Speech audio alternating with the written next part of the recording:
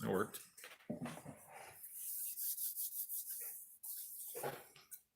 Okay. I'm live. Geez, we could probably go back outside now. This is Mark coming to you from Baker's Green Acres, and I'm sorry we were having some technical difficulties with my phone, so we had to go to Jill's phone, and it looks like it's working okay. To me, it does.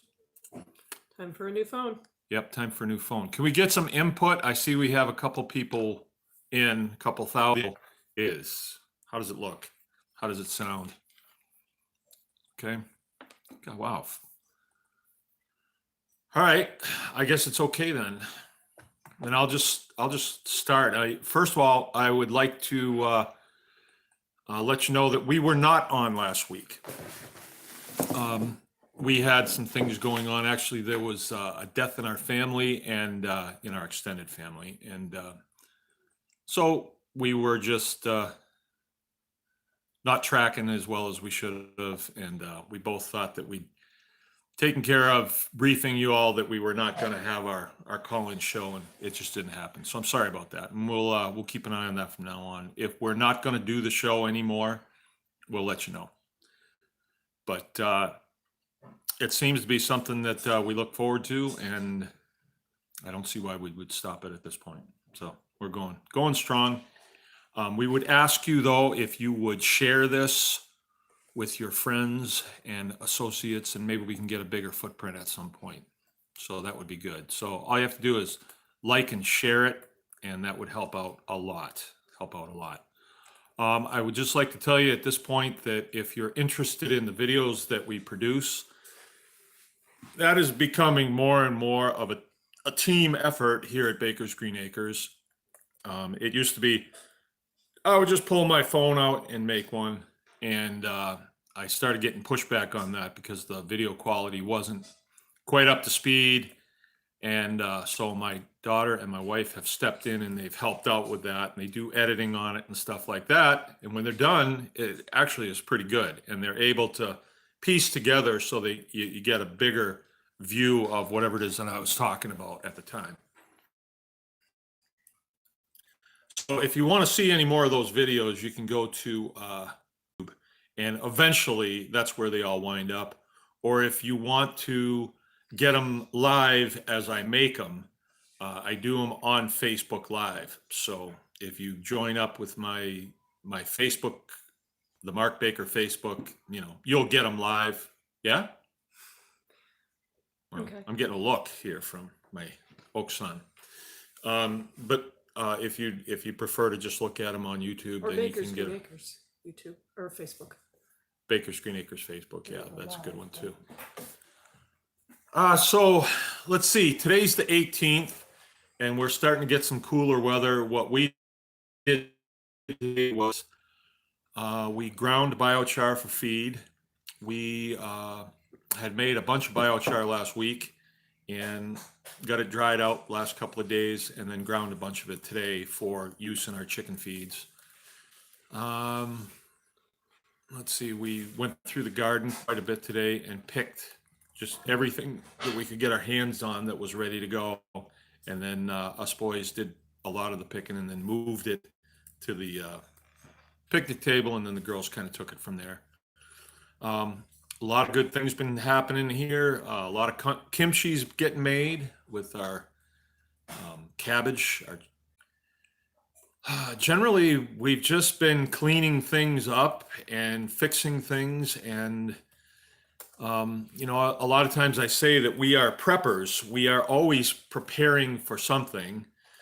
We have a music festival that we're going to this week, and we bring a bunch of animals to it and set up sort of a petting zoo. And it's a way to promote, and we just have a good, fun time there.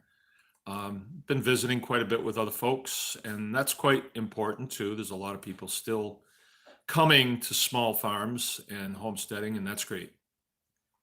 Let's see, I'm going to ask you if you get a heads up that a question's coming in. Hog harvest? Hog harvest is coming. Right now we have two, the October 18th, 19th, and 20th. Is that correct? Yes. Okay, October 18th, 19th, and 20th, and that will be at Shady Grove Farm in the Upper Peninsula of Michigan, all right? It's in Gwinn, Michigan.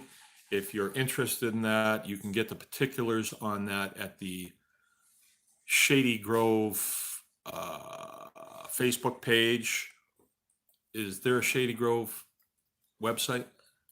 I'm not sure, but our No, website has I'll it, put doesn't it? links in the chat. Okay, there'll be some links in the chat if you're interested in going that, if you're closer.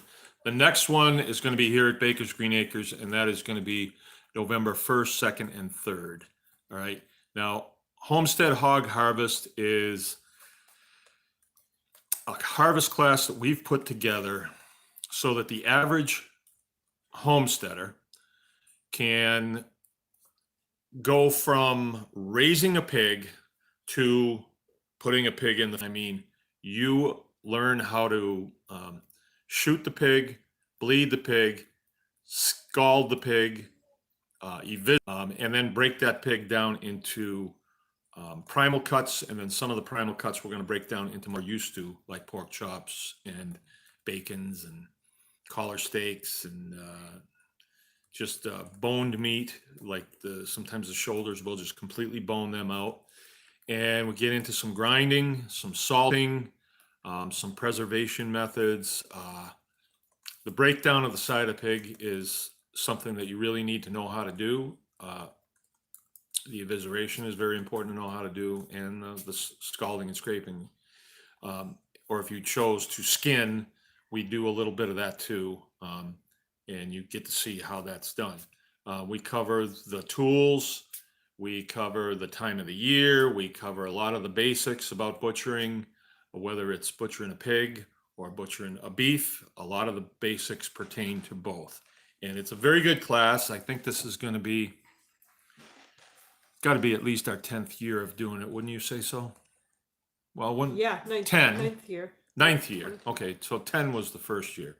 Yeah, 2010. So it'll be our 9th year. So I think we kind of know what we're doing. We definitely know more than the students do. So you will definitely walk out of here knowing something. The pigs that we break down will be available for special class prices, and you can take some of that with you if you like.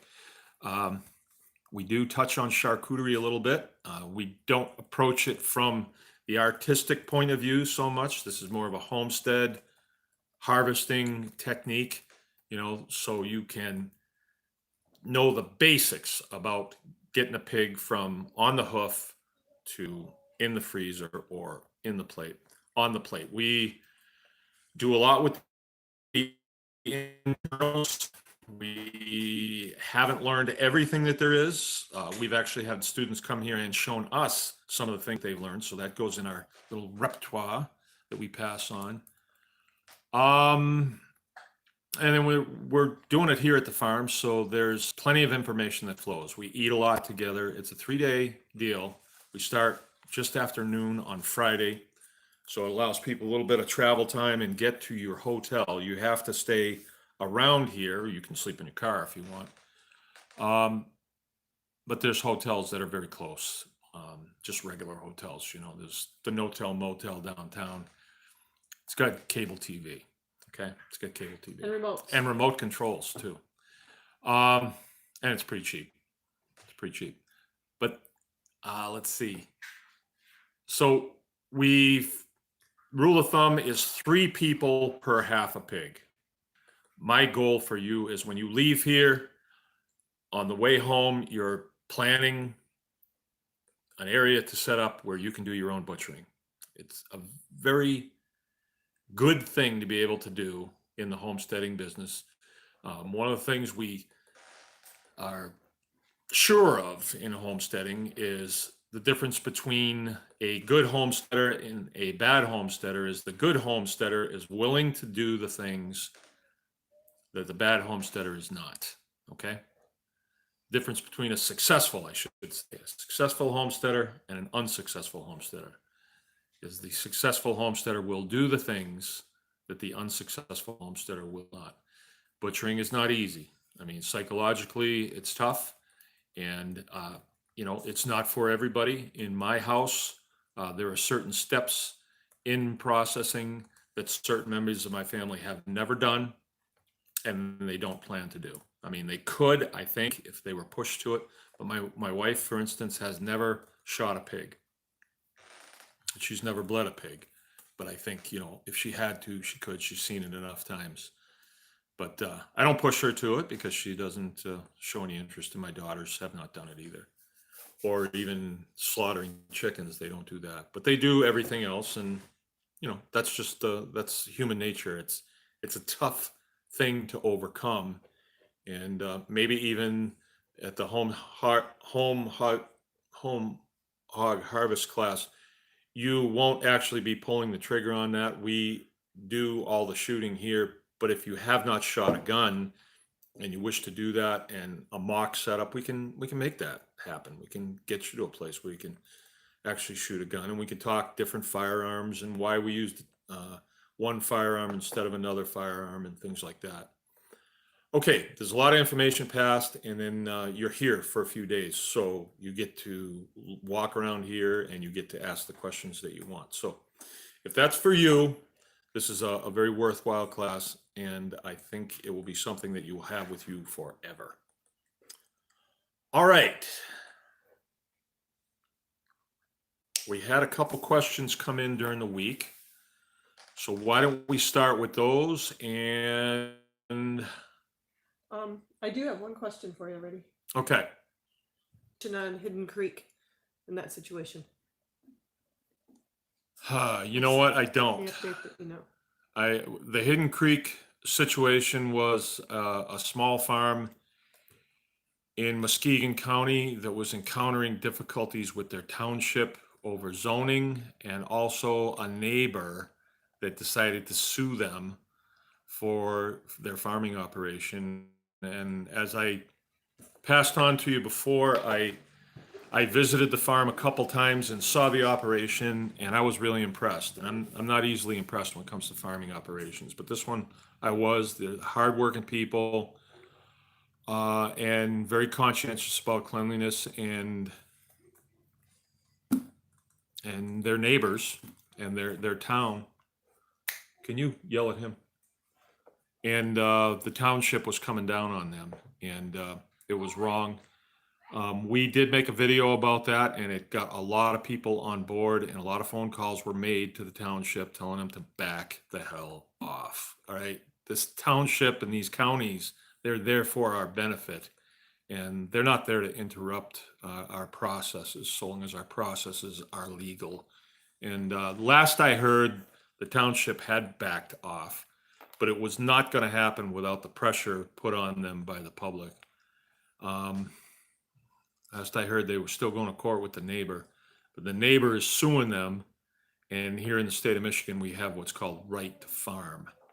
So he's not going to get anywhere. It's just making life difficult for him. And unfortunately, I've lost touch with them. I just haven't been kept up to speed on what's going on, which is unfortunate because, I'm the kind of conduit to the masses. So I don't have a good report for you on that. You could probably go to Hidden Creek Facebook page, and you could probably find out there. I plan on seeing the husband of the Hidden Creek duo at Hog Harvest up in the UP on the 18th. I heard today from a friend that he was going there, so I'll know more then. All right. Next question, please.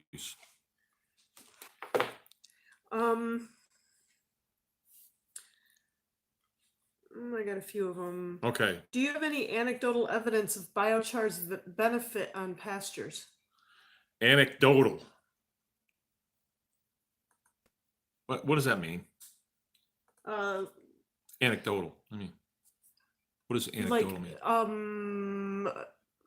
Not signed yet. It's not like you took measurements.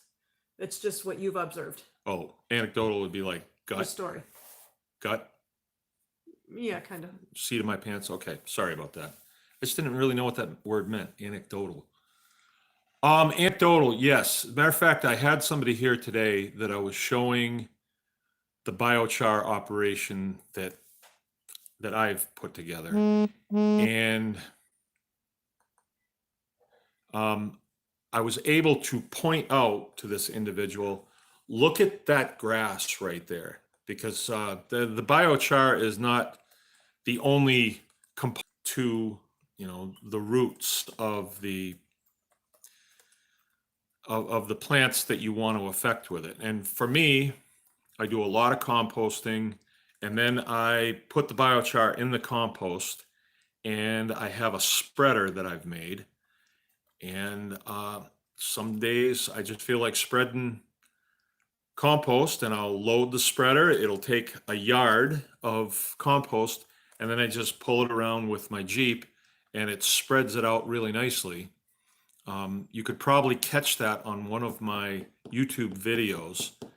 It would be Under under, the soil compost and biochar it would be under soil compost and playlist. biochar. And you can see how I made my spreader. I had a specific goal in mind when I built it. If you look at manure spreaders, a lot of time they fling it, and they fling it kind of everywhere. And this is a finished compost, so I don't really want that. I want it directed where I want it to go. And I also want the ability to add seed to the compost. So let's say I have some lawn that's not looking too good and I want to bolster it. I am working on a system to where I can add seed to the compost. And as I'm pulling this thing along, it's putting down plops of compost to try and imitate the way things work in nature. If you have cows out on your field, they're putting down spots, right? They're not spraying their manure. They're putting down plops here and there. So I am surmising that there was a reason for that, and so this is why I designed this way. So you can see how I did that. Now, the evidence that I see is, having lived here for 15 years now, let's say my front lawn to the left of the driveway as you're going out, it used to be lichen and bare dirt and sand, and very little grew out there. So I have spread probably 5 yards of compost out there over the last 2-3 years. And what I like to try and do is I like to spread it in the evening, and then if I can, I will mow the next day, and that will put a lot of that grass down on top of the compost and protect the bacteria that's in the compost. And the biochar actually protects the bacteria that's in the compost as well. And biochar has an amazing property to where it will hold on to moisture. And so when we do get moisture out there, it hangs on to it. And, the bacteria needs a little bit of moisture in order to flourish and propagate, and it needs food. So that's why you cut the grass down on top of it. And as that process happens, you start getting a thin layer of soil over the sand, and then it gets a little thicker and a little thicker and a little thicker. And right now I've got a full lawn out there. And,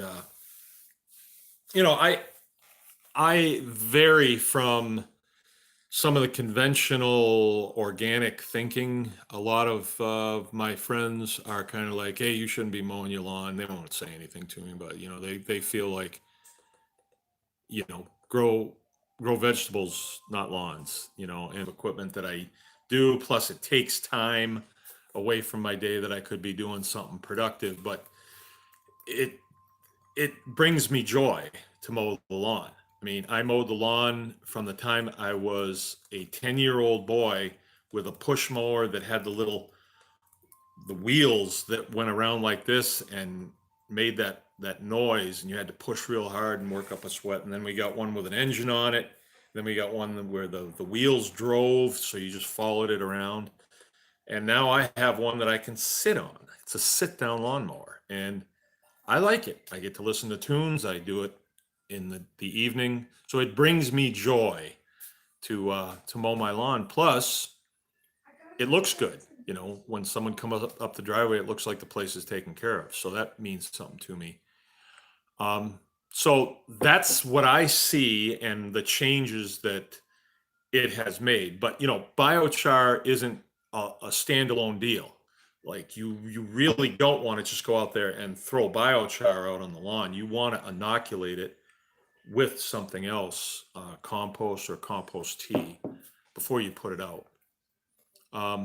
A little bit more anecdotal evidence would be the chickens this year. We have a new person doing chickens this year. It's my daughter, Rachel. And Rachel is a by the book, you know. I mean, she does things the right way every time, you know, always going out after dark to check on them and stuff. And she does things right. And at the beginning of the year, I said, you know, put some biochar in their feed. It's good for them. And she's done it without fail. I don't think we've seen very much coccidiosis this year in the chickens, maybe a little bit, but biochar really knocks it out of them. And our chickens, didn't we process them at A like full 7 2 weeks weeks? early. 2 weeks early. So they're converting their feed more effectively. If you don't know what coccidiosis is, real quick, there's a protozoa that's not everywhere, but it's definitely here. And I got a hold of a journal, an agricultural journal years ago from like 1890, and they talked about it back then. It's a protozoa that when it gets out of balance in an organism, it has a tendency to eat the organism. And protozoas normally eat bacteria. So they're like barracudas eating, you know, feed or fish, and then they manure out, which would be the beginnings of soils. So we want a high bacterial load in our soils so that they will propagate. That's the whole idea of it. And so anyway, biochar fed to the chickens is sort of a double whammy. I mean, you're killing two birds with one stone. You're going to really affect the health of the chickens without using any kind of chemical.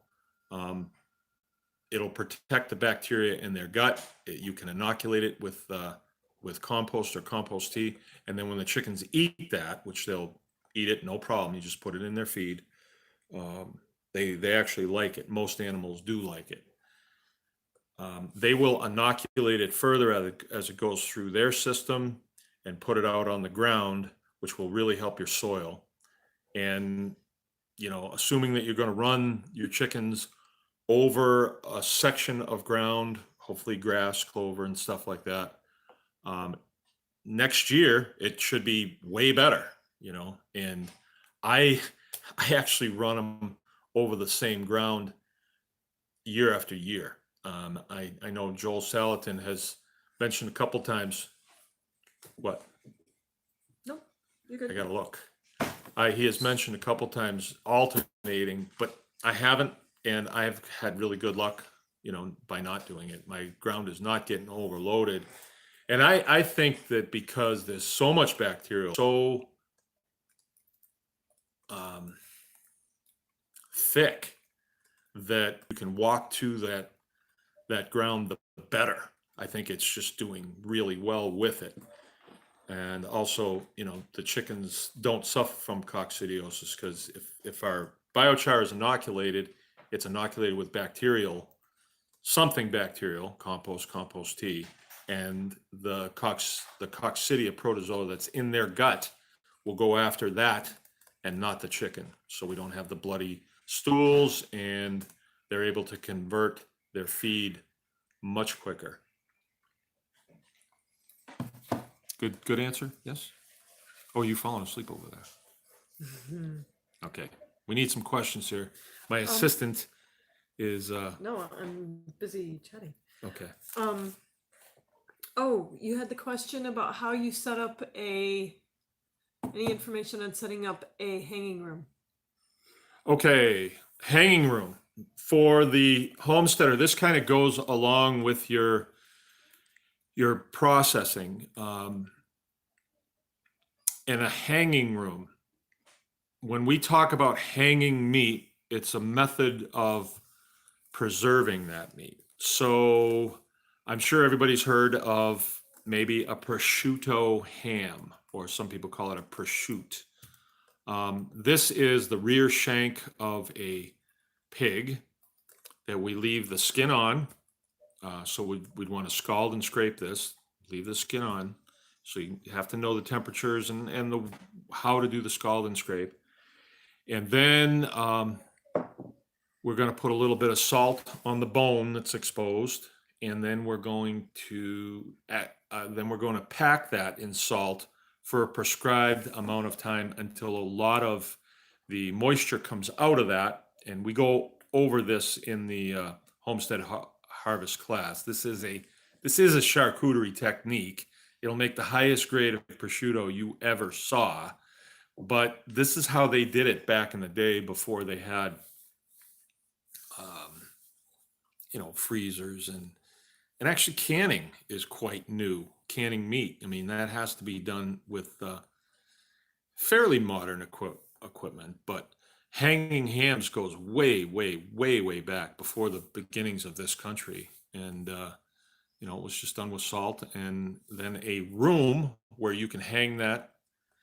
And what you need someplace that is going to be free from flies. Flies don't want to go in there. So you have to figure that out. How do you keep flies out? I've built several of them now, or two. And the one that I built, the first one I built, it was just a room that was inside a room. And so there was a couple layers of protection. We still had flies get in there. And then we had screens on there so that there was just no place for anybody to crawl in, and then painted over it. And it worked really well. We cured a lot of meat in that room. Now, what you have to consider is temperature and humidity, right? So you want a temperature of 60 degrees plus or minus, and I'm going to say plus or minus 20, but not plus or minus 20 throughout the year. Plus or minus 20 in a varying band, okay? And you're going to be fine so long as you process when there are no flies. So we process November 1st. We have we have no flies before November 1st, but November 1st is a good time where I am, because when you process a pig, the first day, if you come to class, this is what you'll see. We shoot, scald, scrape, eviscerate, and then cut that pig from tail to snout. So it comes in two halves. And then we lay them out on a table. And overnight, the coolness of the night or the coldness of the night at that point will make that carcass nice and rigid so that you can actually hold on to it. And breaking it down into pieces the next day is a whole lot more successful than if you try to do it when it's a hot carcass. Generally, pigs are hung for one day, just to cool them off. If you can cool it quicker than that, more power to you. But it usually takes a good 12 hours to cool them down right. Something like that, at least 8. And so when we do this, all we do is open the windows in the shop, and it's cool enough. Now, then your hanging room, it's not so critical for you to have a fly-free environment, because that time of the year, even if there is a fly inside the house or something like that, they're not laying eggs that time of the year. And I've lost a lot of meat to flies getting in and laying eggs to an area where I thought was fly-free. And then you go in there and you see dripping on the floor and maggots dripping on the floor. I've lost too many hams. That was back in the early days, though. That hasn't happened in 10 years. So a hanging room. The next one that I build is going to be freestanding. It's going to have an outer door, an inner door, and it's going to be covered with earth. I want it covered about 3 or 4 feet, and grass growing all around. So it will be more a root cellar, but you want 60 degrees and 60% humidity. And if you do something like that, and it's a root cellar scenario where you are in the earth. The earth here is generally about 50 degrees. So I could live with that. I could live with 50 degrees. I can't live below 40 though, because you actually need to be above 40 to have the correct bacterial action to cure the ham. And we talk about this a lot in the class, but if your humidity is too high, then the meat will not give up to the dry air its moisture, osmosis. It wants to go from more a wetter area, or the moisture of the meat wants to go to the dry air. So you have to be about 60 degrees in the hanging room. I mean, 60% humidity in the hanging room, plus or minus like 10 or 20. But if it's too moist in there, the humidity's too high, the meat won't dry. And if the meat doesn't dry, then you can actually get some rancidity around the bone of the meat. It's an incredible design of these pigs that we can put them in 60 degrees and 60% humidity, and actually have a ham with a little bit of salt cure for use way down the road.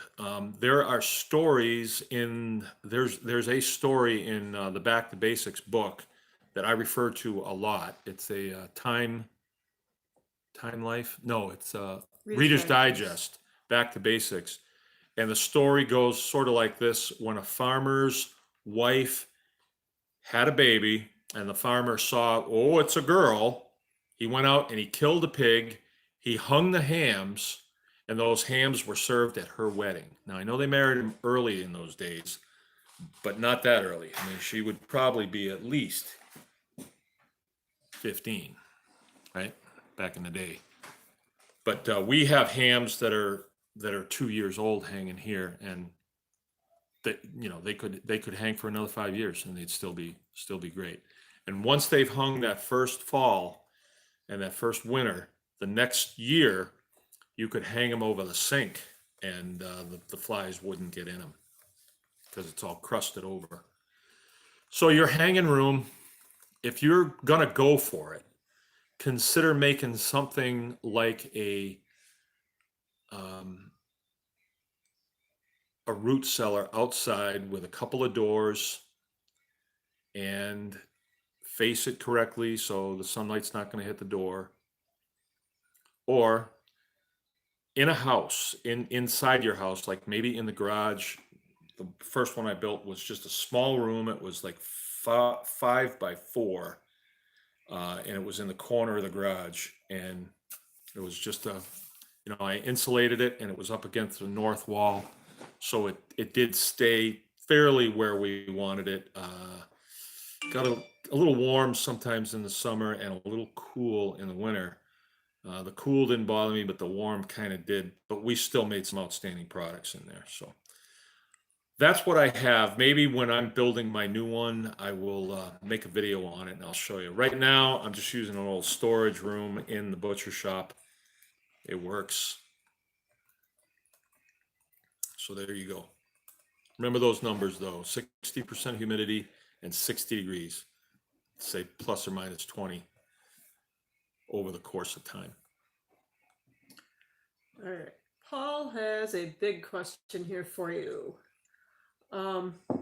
Your paddocks are 100 by 300. How can I raise my 30 pigs on that? I don't understand the flow of your paddocks. It's going to take 6 to 7 months to raise the pigs, and I don't think that's enough room for 30 of them. He doesn't know how he can make it work. He's wondering if it's going to be enough forage for them. All right. And he said his ground isn't real good. He's on a new place, so he hasn't All right. developed the soil yet. All right. I get it. Yep. All right. What Paul is talking about is my grow area, and there's videos on that, and I'm pretty passionate about this because it has worked really well. Okay. So, but it didn't start out working really well. I mean, it was just an idea that could have worked. And as time has gone by, every year it's gotten a little bit better and a little bit better and a little bit better. And okay, let me show you what I got. Okay, blank. All right, I'm gonna explain this as I'm drawing it. I built this fence 300 feet long and then 100 feet wide, and then divided it twice. So we have 3 sections that are approximately 100 by 100. So what's that? That's 10,000 square feet. And it looks something like this, okay? Something like this, all right? And this fence is woven wire. And then on the inside of this, about a foot in, and you can see these in my videos too, I put a single strand of electric wire that's off the ground 1 foot and off the fence in 1 foot, okay? And so that's really what keeps the pigs in. And then I just, it's been kind of a work in progress. And okay, I'm gonna just, the thick lines here that I'm gonna color in are gonna be the gates.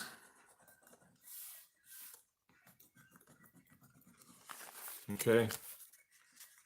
All right, so this is the gate to the outside. So I can pull a trailer up to here, right? And then this is a gate that goes to this paddock. Let's call this paddock 1, paddock 2, paddock 3. There's the gate to paddock 3. This is a lane or a corridor, all right? So if I have pigs in here, and Paul's talking about 30 of them, which you could, he's got 30 pigs in here. Let's say that 2 months prior, he had planted this with field peas, all right? Let's say planted it in the spring and came up really thick, which in my videos, field peas come in really good. And then you start the pigs there. So you've put in 30 smaller pigs on this field. And at the same time you planted this one, maybe you planted this one too. And maybe you planted this with field peas too. And maybe you put some turnips in there. Maybe you did field peas and radishes, right? Because the radishes like a little bit warmer weather. It's cold for this one. It's getting a little warmer for this one. But you could have planted them at the same time. And in here, you could have planted nothing but radishes, like field radishes, daikon radishes, right? Okay, when this finally comes in, and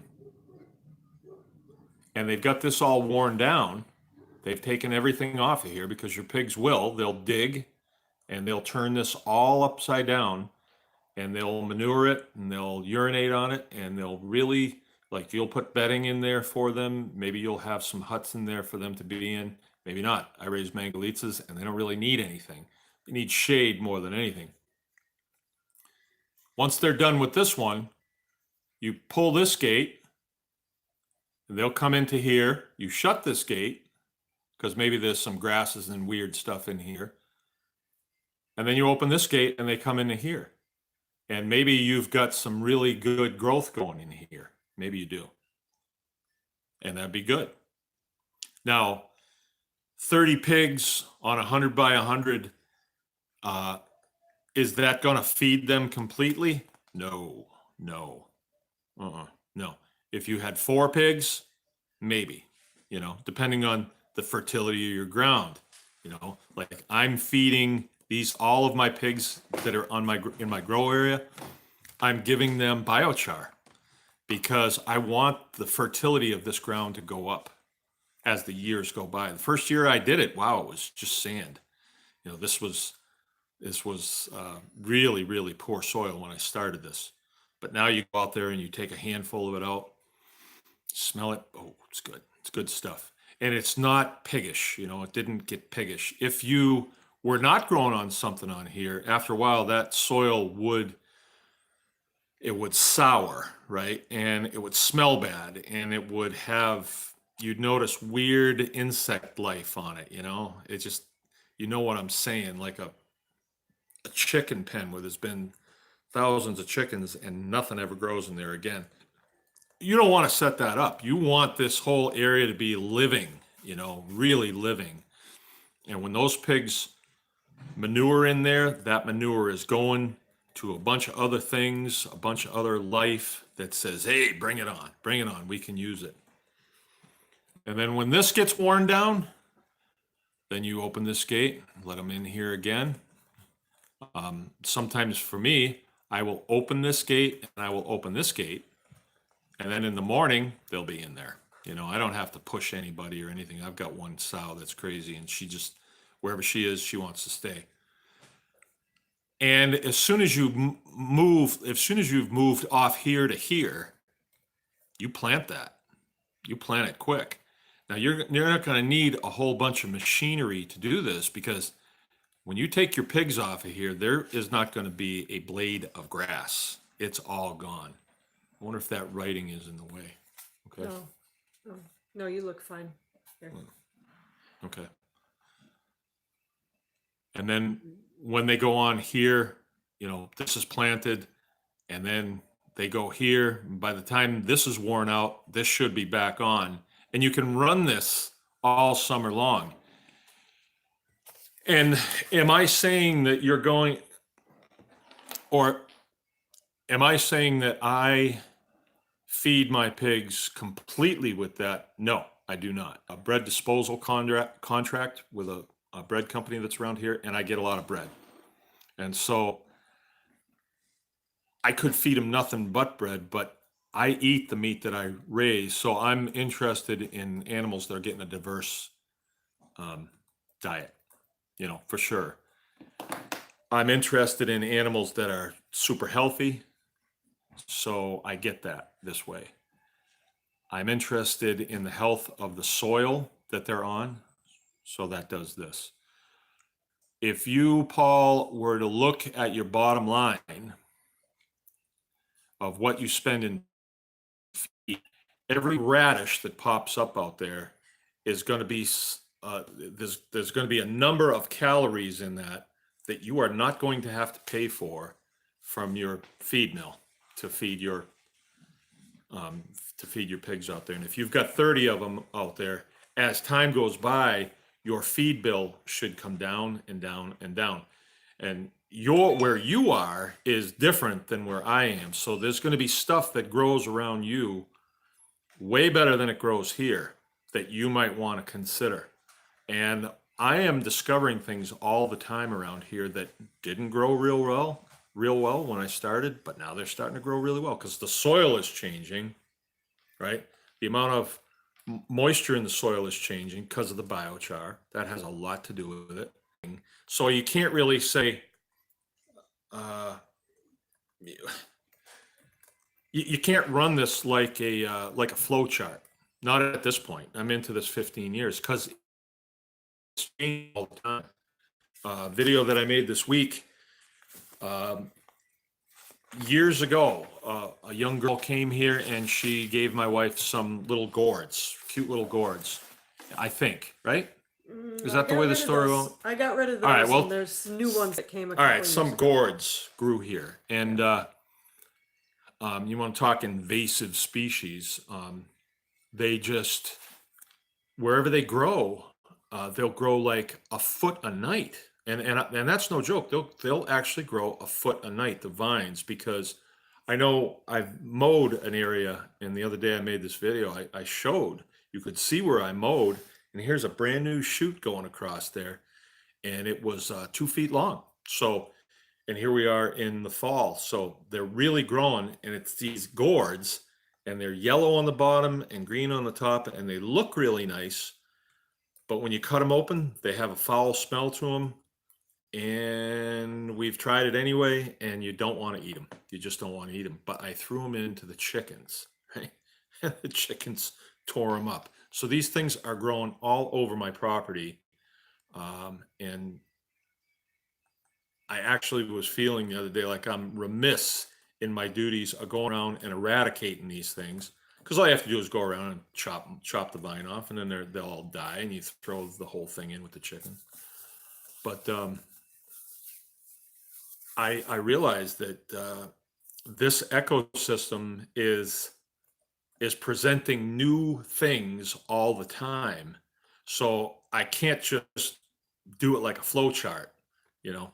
If I had to cut all that off and put it in a pile and burned it, um, I'd have really missed out because these gourds have a really thick shell on them, and I really think that I'm gonna harvest a ton of them in the fall and put them like in my office that stays fairly warm in the wintertime, and the chickens are going to have good stuff to eat all winter long. And not just, I mean, and it's not so that they have a diverse diet. That's not what I'm doing. All right. When let's say we're talking chickens instead of 30 pigs. I have to buy some feed from the mill for the chickens because I don't raise corn to mill for them, and I don't raise other things that they use for that. Because it's not really that important to me, chickens, eggs, all that stuff. There's not that much profit in it, but I like having eggs for the house. But let's say at the end of the year, the calories that they are consuming that are these nasty gourds are calories that I'm not purchasing from the feed company. So my bottom line is getting better and better and better. And that's what, like your 30 pigs, I don't think you're going to feed them on 100 by 300. And I did say to you, I know I've said it a couple times, you can scale that. You could make it 3,000 by 1,000. It's just the principle of 3 sections. I suppose you could go 4 sections. I just have found that the time in between with 3 sections is adequate. I used to have 3 big fields that I did that. And then I was moving pigs from field to field. And that was kind of cumbersome because they don't like getting in trailers and things like that. And so I would have a tendency to leave them on bare dirt instead of moving them. But this way, as soon as I get growth out there, I can move them. And what's cool about it is, I grew 2 acres of turnips, and they won't eat them. Well, they will as soon as it gets cold. But they're eating something as they're turning them up, right? And they eat the tops, I'm sure. And then once it gets cold, they will eat those turnips. But let's say you grow turnips and you get a turnip that is this big, right? And it's got a big old split in it, right? Well, if you harvested that and let's say took it to farmer's market, it would sit on your table forever. Nobody would buy it, not with that big split in it. Or they'd want it for nothing. You could bring it in the house and you could use it, but the pigs don't care about that. If it's got a split, it's just a place where they can get their teeth in. If it's got a wormhole in it, protein, they don't care about it. So your pigs in your grow area become your customer, and they're not picky, right? And then they're taking a turnip. The principle of value adding comes in here, and I know I'm getting a little long-winded on this one, but value adding. If I cut hay bale for let's say $5, I've got a $5 bill, which is it's got some value, right? But if I took that bale of hay and ran it through a calf, let's say the bale was 100 pounds, and the conversion rate is going to be, I don't even know what the conversion rate is on, it depends on the hay, but let's say it was 10 pounds of hay would equal 1 pound of beef. So the conversion rate would be, let's say, 100-pound bale, 100 to 1. So once that calf is done eating that entire bale, I'm getting 10 pounds of beef. 10 pounds of beef, let's say at $5 a pound, is 50 compared to 5. All right. Was that math good? Did you get that math? Sure. My math there? Yeah. It's Well, you excellent. get the picture though, Your value adding. Your animals are your value adding. Sometimes I say, look at this. Look at this animal. This animal is going to go out here and eat grass and turn it into milk. Can you believe this? And that grass out there, I didn't pay anything for that. There ain't no free lunch, right? That's not true. There is a free lunch. So, Paul, what you're getting here is you're supplementing your feed bill, and you're also managing that soil. And as time goes by, your bottom line is going to get better because your fertility is going to go up, right? And I would say if you plan on doing 30 on a regular basis, then maybe you should go, scale that up, make it a bigger area so you can grow more. That's what I would say. I am just homesteading, so I'm gonna raise. My plan is to raise like maybe 20 pigs a year for me, my family, and trading with my friends and stuff like that. So I don't need it to be a really huge area. And your grow area, like where you are, you can incorporate soil amendments, so you can be composting, which will go along with your farmstead. You can be doing biochar, which will go along with your farmstead.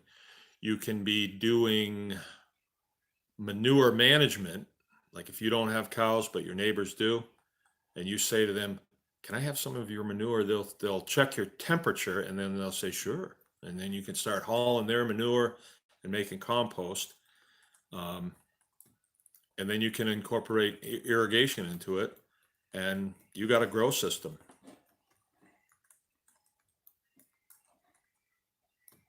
Are there any more questions?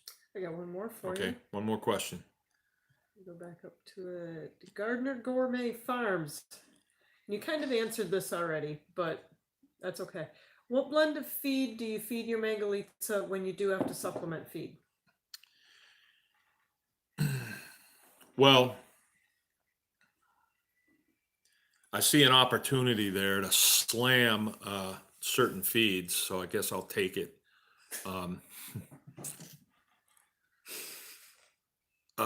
Yeah, I raise Mangalitsa pigs, and I've been doing it for a long time, since like 2009. Before that, I raised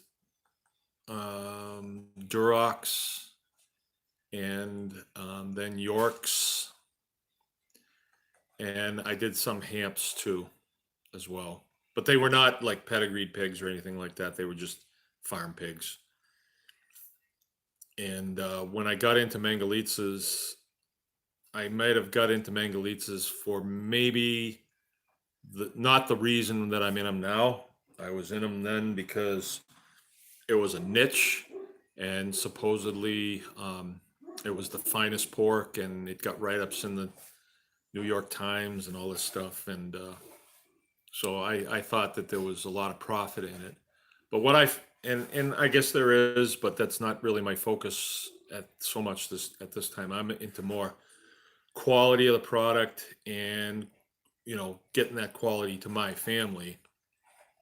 And I want versatility in anything that I have, like whether it's a vehicle, a firearm, a knife, an implement, an animal,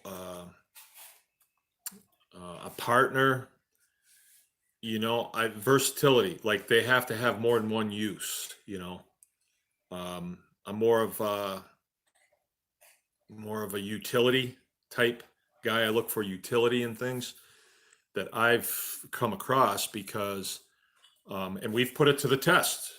We've had times here when we were not able to spend a lot of money on feed, so we cut, and they would eat the bark off of them, and they would do really well on it, and they seemed quite happy eating the bark off of them. Pine boughs. Somebody did a bunch of tree work, and I got the pine boughs. They didn't eat them completely, but they ate a lot of it. We collect a lot of carbon around here for composting, so I collect, when they go through and they trim the power lines, I'll have them dump that, and I'll dump that with the pigs, and they'll go through it and they'll eat lots of stuff in it. You can take advantage, you can pull this off. Believe it or not, you can have a small pen for your pigs, and that's where their beds are, and that's where they sleep at night. They're going to come back to that, and you can open the gates and turn them out, and they will go out and they will forage and they will find all. Not if they come across the city dump, they won't, or another farmer's field of watermelons, they won't.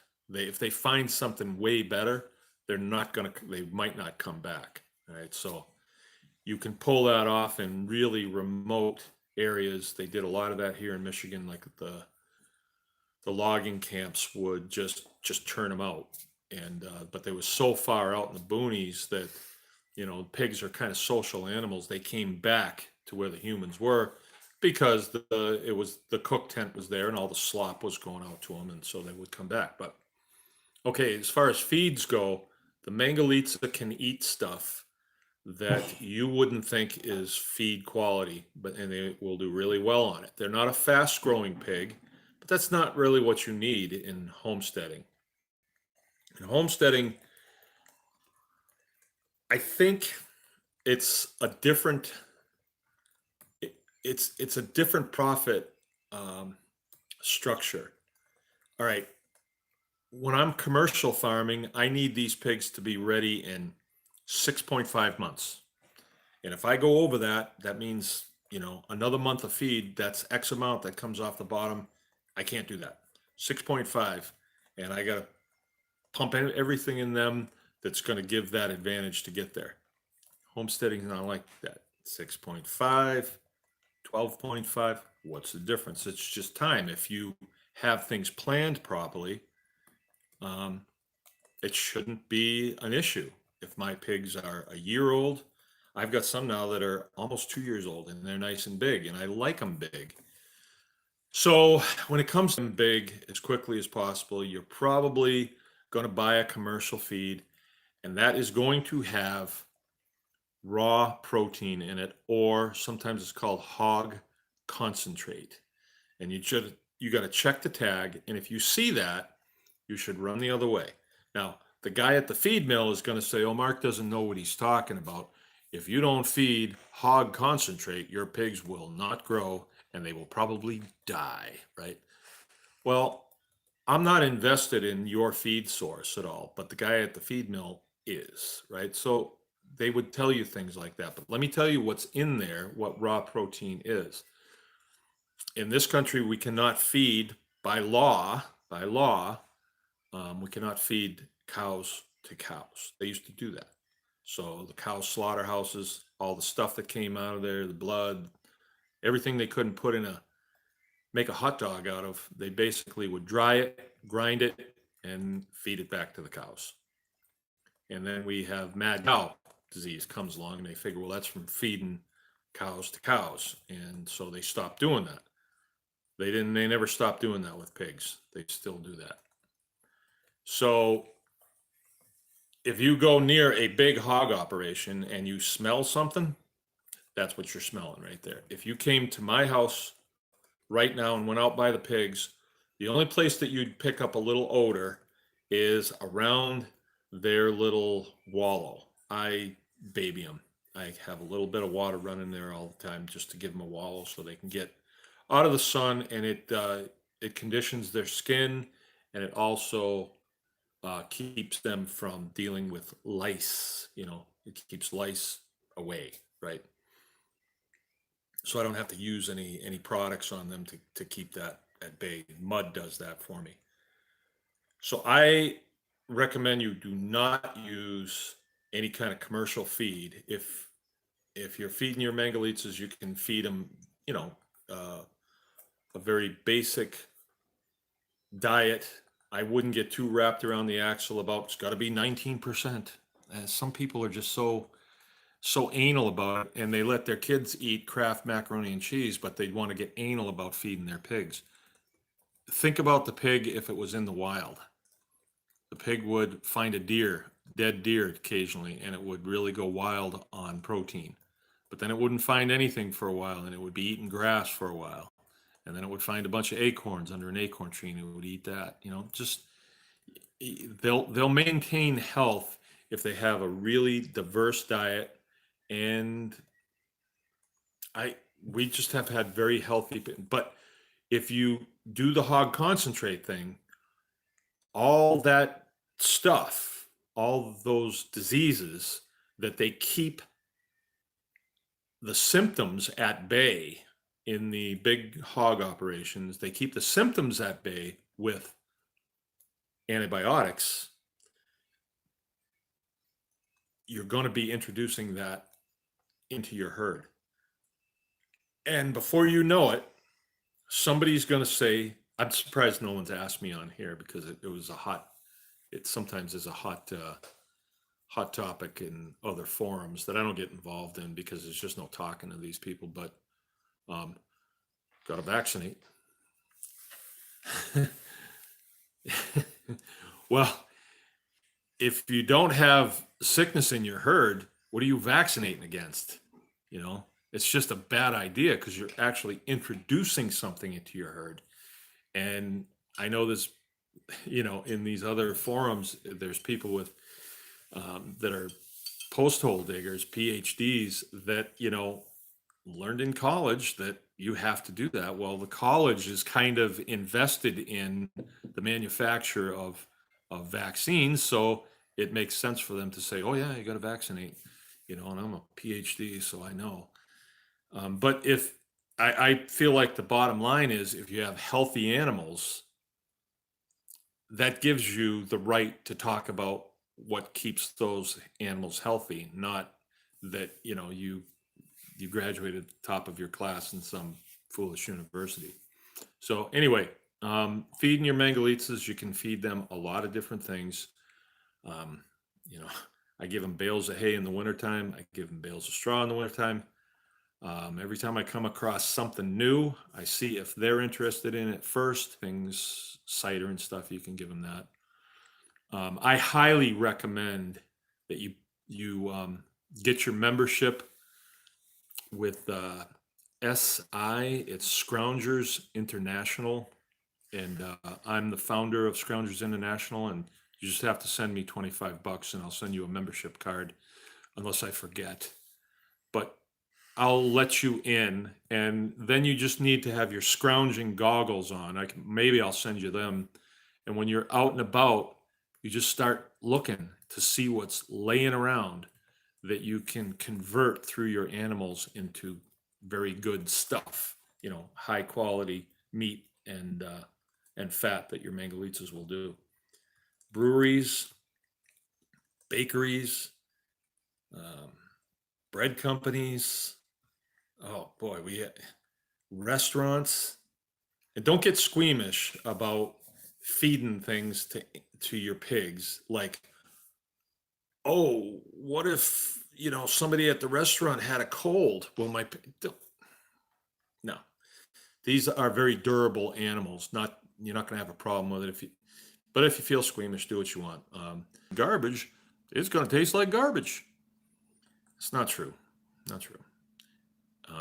We have a butcher shop on our farm, and we butcher lots and lots of chickens 1 or 2 days a week, lots and lots of them. And these are chickens that are raised by other people.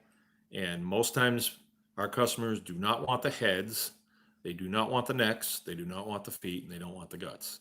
Well, and my pigs do very well 1 day a week. They have all the protein that they can handle. And they do not, there's never a trace that it was done, and it is legitimate to do that. And if you, well, the question wasn't asked, so I won't answer it, but hopefully that helped you. Are there any more? I have no more questions. No more It's questions. 9:15. And it's 9:15. We started a little bit late, but I'm glad we got her done. And I appreciate everybody tuning in, and we hopefully will see you next week. We also have some puppies too. I think we have Ooh, yeah. 6 or 7 puppies that are going to be available come next week sometime. Could go next week. They'll be 8 weeks, the end of next week, next weekend. They can't, we're gonna be Okay. unavailable to let Yeah, them we know. won't be around So, next weekend, but they can go home next week or the week after. okay. Sure. And these are Great Pyrenees Guardian dogs for the Homesteader. They've served us very well. I think that most people would kind of agree that they are one of the better guardian dogs. They will keep your livestock safe from predators and things like that. We really love ours. Okay, it's Mark from Baker's Green Acres. Remember, anyone can farm. Get on with it. Are you sure you want to stop streaming?